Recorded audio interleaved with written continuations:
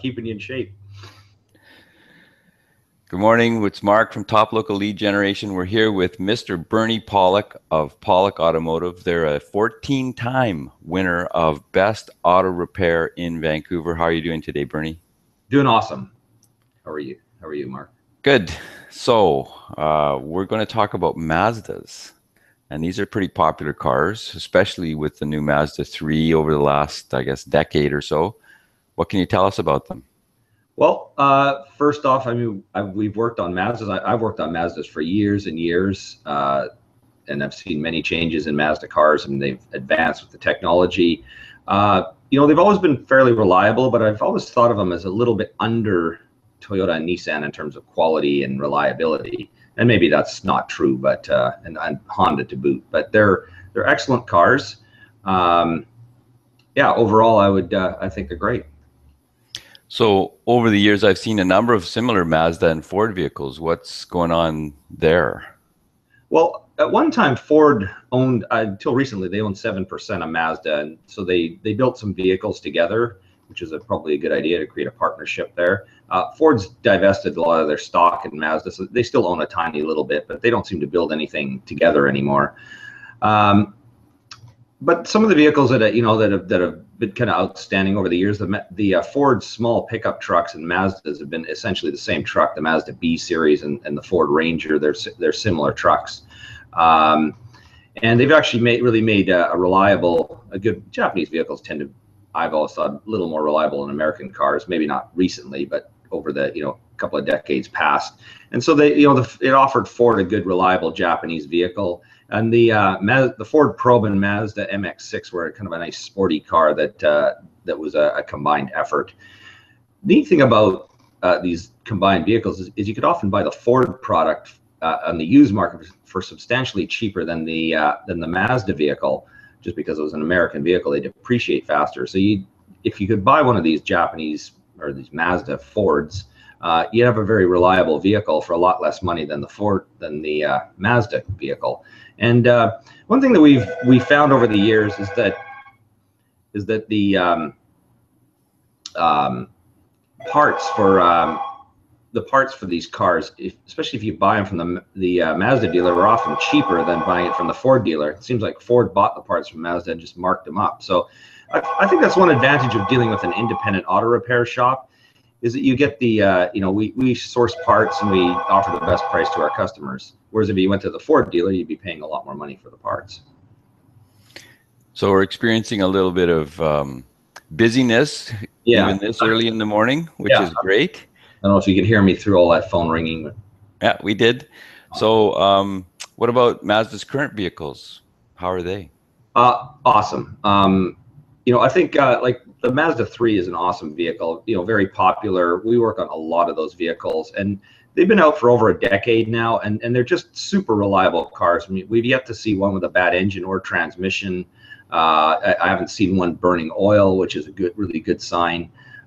There's a few issues with them. Check engine lights come on for a few different components have failed, but nothing's really overly expensive to fix. And they're one of those cars. It's almost like a Toyota Corolla, where you could actually predict how much money you're going to spend every year on maintenance and repairs, which is really nice to have a car like that.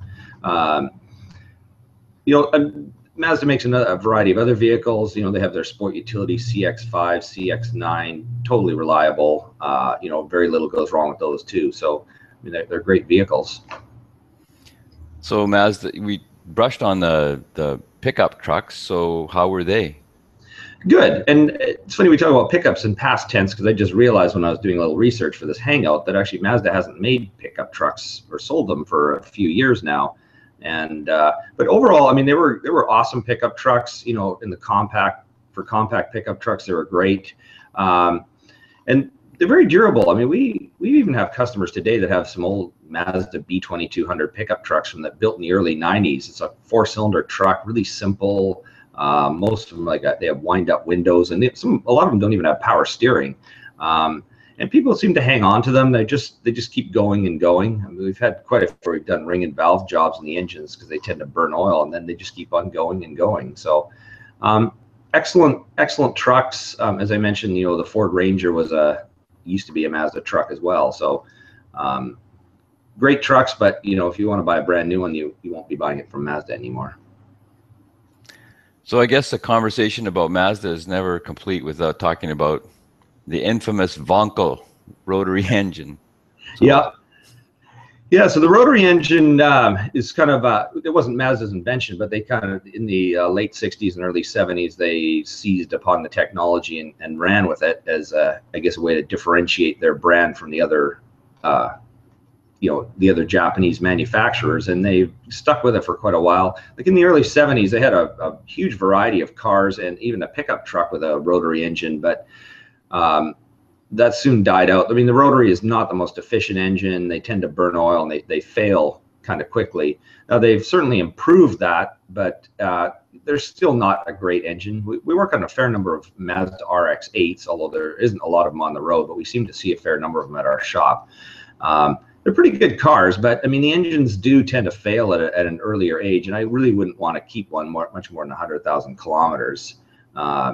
Repairing the engine on them is a highly specialized item. Really, Mazda's probably about the only people that actually sell the engine, so it's not. You don't want to get caught with one of those with an engine failure. But the RX-8 seem to be fairly reliable up until the point the engine wears out. Speaking of rotaries, I mean, they no longer make them. 2012 was the last year they made the rotaries, so that's kind of moved into the annals of automotive history now. And I can't imagine with the success of the engine that it's going to come back anytime soon. So Mazda, their advertising talks a lot about SkyActiv technology, which is something about fuel efficient cars. So what's that all about? Yeah, so that's kind of Mazda's where they focus a lot of their energy is their so-called SkyActiv technology, and what it's redesigned engines and specifically fuel injection systems where they use direct gasoline injection, which is quite popular in a lot of other cars. It's basically the same kind of injection system as has been used on diesels for a long time, and it just gives gasoline engines that incredible extra amount of efficiency. We actually haven't worked on a SkyActiv Mazda yet because they're all still fairly new. But I mean, I think over the years they're going to be as reliable as all the other Mazdas. The fuel efficiency numbers that they claim are pretty much up there with hybrids. And the great thing about that is you don't have the complexity that you have with a hybrid, all the extra electrical and electronic devices that potentially can go wrong. Fortunately, hybrids have proved to be pretty reliable, but when things go wrong, they can be insanely expensive to fix. It's funny, I was just driving to work this morning. I passed two Mazdas. They're both SkyActiv vehicles, so it's really popular. So any last thoughts on Mazda? Overall they're great cars. They seem to have focused their market away from some obscure vehicles like the rotary, and they've got out of the pickup truck business. They've just focused now on cars and compact sport utility vehicles. But I mean, overall, very reliable. I would not hesitate to recommend any of them except an RX-8 unless you just absolutely love having a rotary vehicle. One car we didn't talk about is the MX-5 or the Miata, which I think is an awesome car. If you like little sports cars, it's a great car. I've often thought of it as a little English sports car that's actually been built properly and reliable, because those cars certainly weren't at one time. So those are my thoughts on Mazda. Great cars, very reliable. It's kind of like, especially the Mazda 3, it's kind of all you can ask out of a car. It starts up every day and takes you where you want to go with minimal cost. Great. So we've been talking with Mr. Bernie Pollock at Pollock Automotive. Again, they're 14-time winners of Best Auto Repair in Vancouver. If you're looking for a great place to maintain your vehicle, these are the guys to call. You can reach them at 604-327-7112 or go to their website, pollockautomotive.com. It's a world authority on auto repair. Thanks, Bernie. Thanks, Mark. Talk to you soon.